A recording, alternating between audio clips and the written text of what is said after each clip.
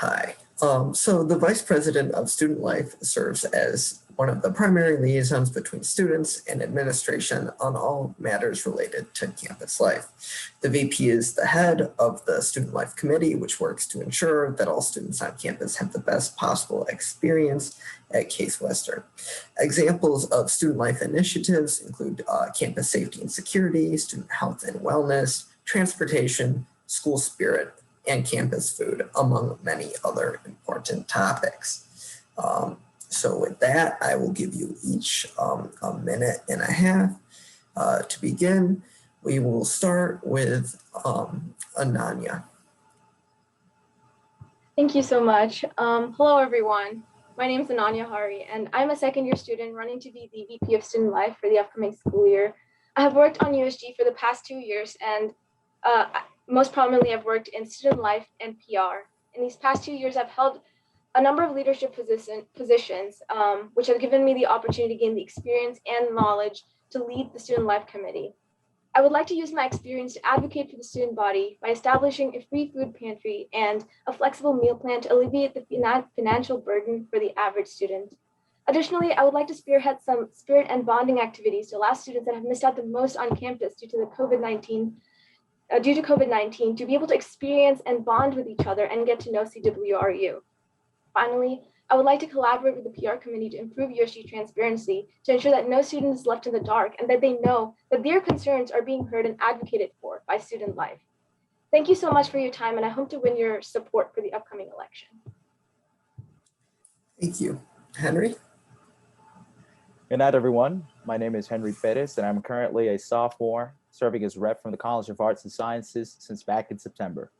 My main decision to join USG was based on my ardent desire to reform both transportation and safety, mainly through security and infrastructure.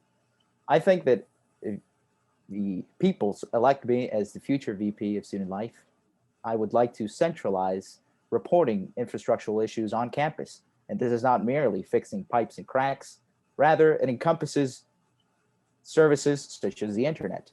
I have served as the chair of the transportation subcommittee. I'd like to continue my reform there by continuing to track shuttles and fixing tracking shuttle capacity, as well as driver and student relationships. Finally, since we have a new generation of students coming next year, both lost freshmen and sophomore, I'd like to push reform on orientation week and actually push to see if we can reform and add programs that will focus on research so students can learn more about their passions and not be lost throughout the way. I think that if we all encourage and work collectively, we can achieve these new issues, tackle them, create a better relationship with admin, and at the same time, improve our student body and role as an undergraduate student government. So please consider me, because if we lead ardently, we can succeed collectively. Thank you. Thank you both. So beginning our question and answer period, what do you think is the most pressing issue facing students as we transition back to an in-person semester, hopefully? Henry, please start us off.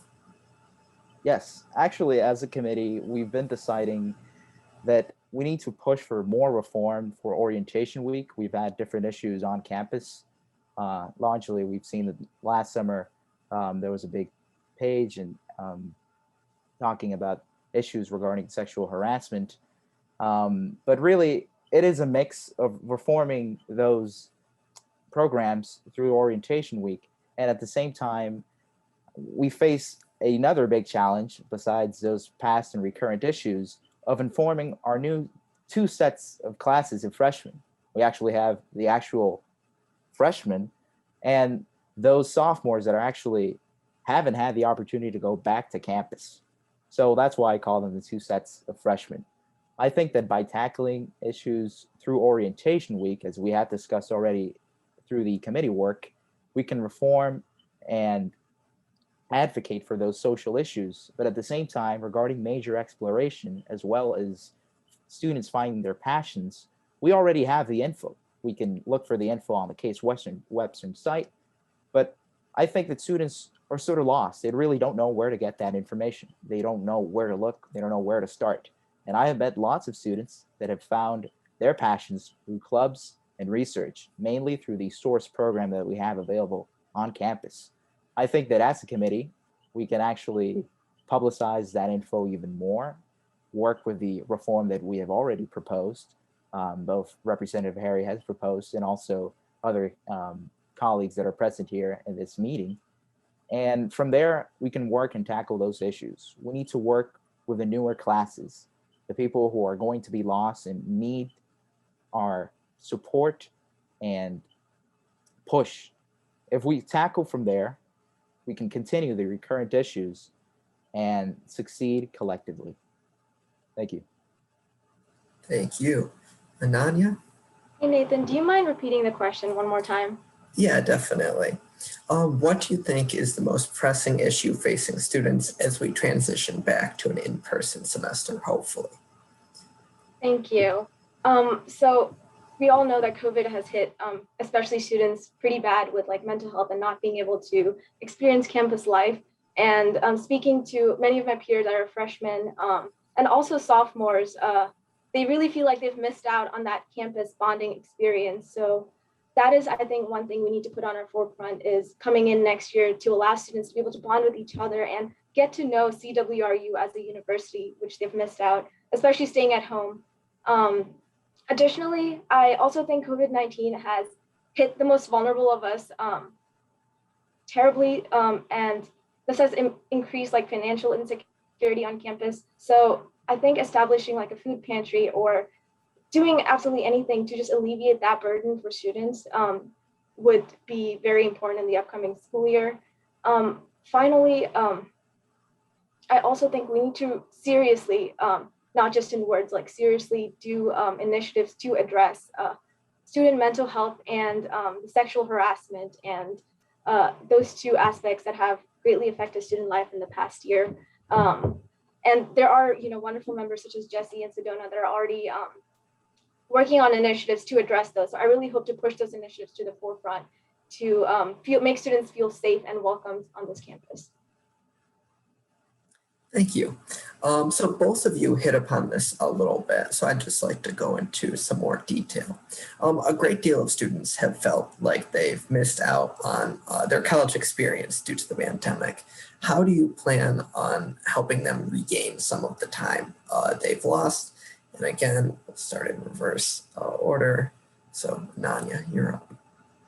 Sally, I don't know if we can regain the time, but I do hope to establish events and more events this year, working in tandem with UPB, COC, and RHA to host events that help students, get to know each other on the campus. So there has been an initiative introduced in student life recently by Sharon, which is kind of like a water balloon fight, which would be extremely fun, and students can come out and just be outside, so not worry about COVID and enjoy themselves. Additionally, I'd also like to have some events outside, such as like a movie night where we can just project a movie and students can come out, get to know each other and campus. I also think a week would be very useful for incoming students to be able to see what campus is like, because a virtual orientation does not really help with that. And I really hope to establish something that would help freshmen that are going into their sophomore years to be able to also see what campus is, because again, they went through a virtual orientation. Thank you so much.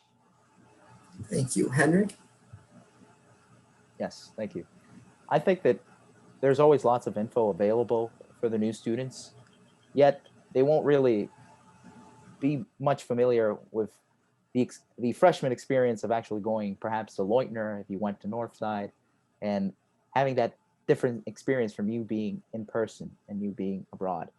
I think that the university has already made a huge emphasis on this year being quite a peculiar year. So I think that through reform, mainly starting out with admin, it could start.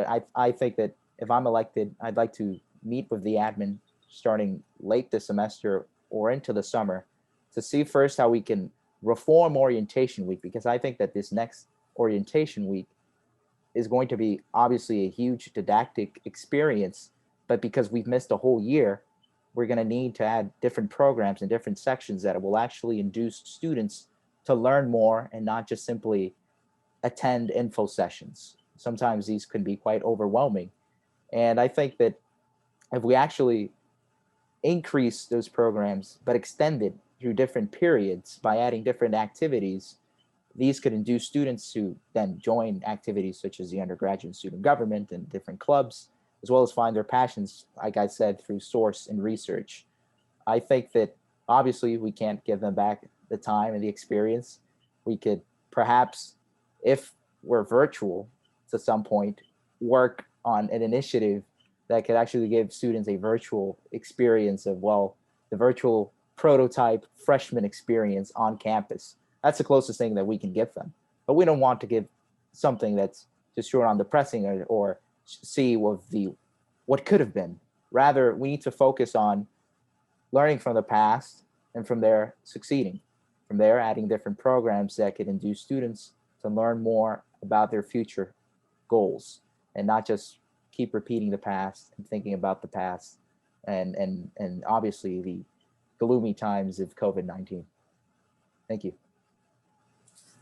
So up next, in the past year, the meal plan has changed considerably. Do you have any ideas for how to continue evolving the meal plan if you believe it does need to continue evolving? Henry, start us off. Yes. So since I joined USG back in September and then also the Student Life Committee, I noticed that there has been a creation by, I think, our VP, Sophie Villamara, of a food subcommittee, which also Representative Hari also worked on. I think that we need to develop a strong bond with admin regarding the issue and continue proactively centralizing information, be it through surveys, and from there get input, because we can talk and we can promise about reforming the meal plan, reforming food, and we've worked hard as a committee getting that data, but admin will really be convinced if they can have data from surveys or have X or Y amount of things that will actually be quantified so it could be more credible. Once that happens and they see that, they start putting things into action. However, not everything can happen quickly. There are lots of bureaucratic processes that honestly we as students can never control. So I think that putting a larger emphasis on the food transportation, the food subcommittee is a great goal. It's been functioning really well, and Representative Hari has worked tremendously well through that. But we need to get more input from students, and we can't just rely on surveys. I think surveys are a great option, but we need to centralize and get more info and quicker. If we can get it quickly, that feedback and interactions with admin could be much better and much more efficient, and that could then induce them to improving the meal plan. Thank you. Ananya? So I've headed the food subcommittee chair for the last semester, and one of the biggest complaints I get is that the food plan is way too expensive, and I think every person that's been a student on campus can agree. So there have been great strides made in the past by Sharon and Sophie to transform the meal plan, and when I say make meal plan more flexible, I hope to kind of create a system where students can opt out of certain aspects of the meal plan to make it cheaper for themselves, or in another way, make it so that students can have more of a flexibility on where they want to use your meal swipes. Because right now we have 17 meal swipes and that's it, and kind of create maybe like a point system, which I think Sharon has talked about before, is where students have a certain number of points and they can like buy parts of a meal and only use certain amounts of points. So I don't know if this is possible, but I really hope to like push this next year, because like I said before, financial insecurity is a serious thing on campus, and being able to make the meal plan more flexible and more flexible in cost would help students, I think, feel more welcomed on campus too.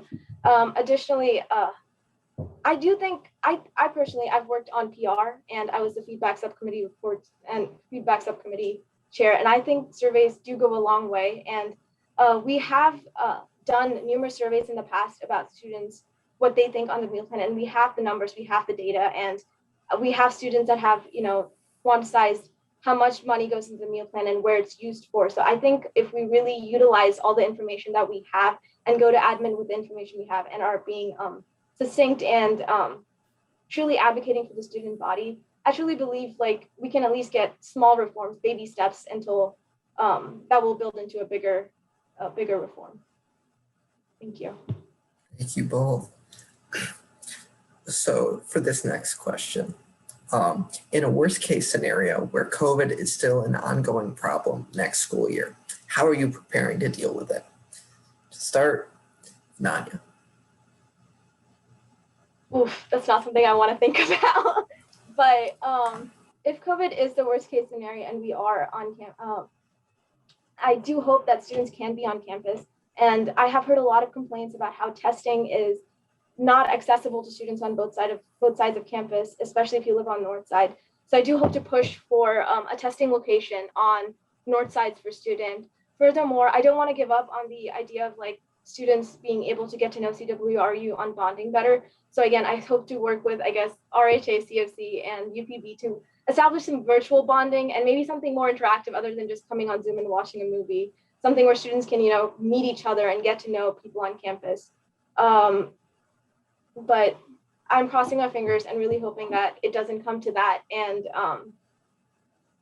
but if we do, I hope to work ardently with the administration and the student body to able to get their needs met in the most feasible way possible. Henry?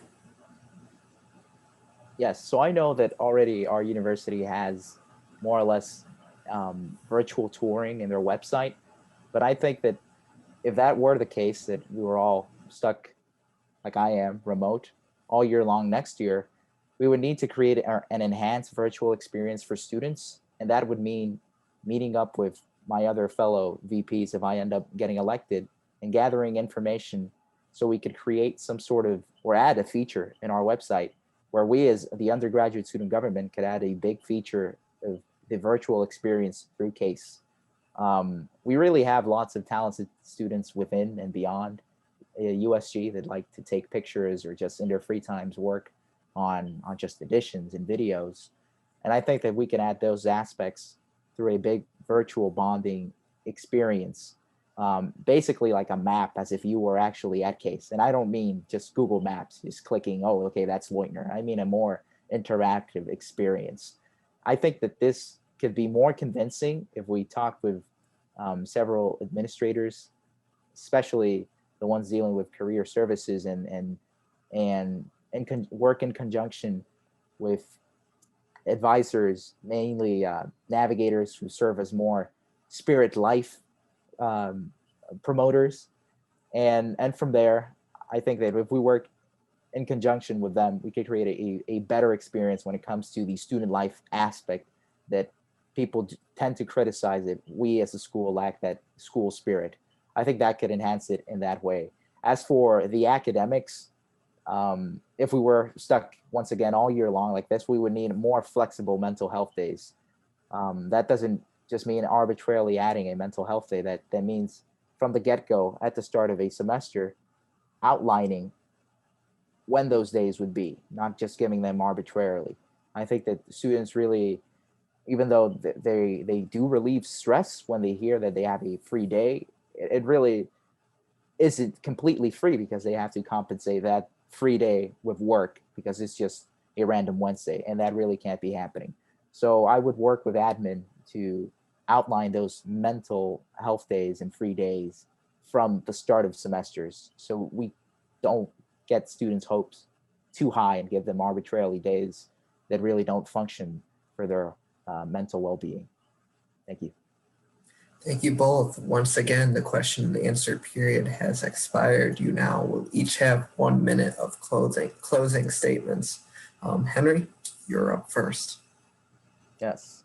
So I joined USG back in September, and honestly, since I stayed in my home in Puerto Rico all year long, this organization has made my sophomore year much, much better. I thought it would not have been as happy and thrilling as it is.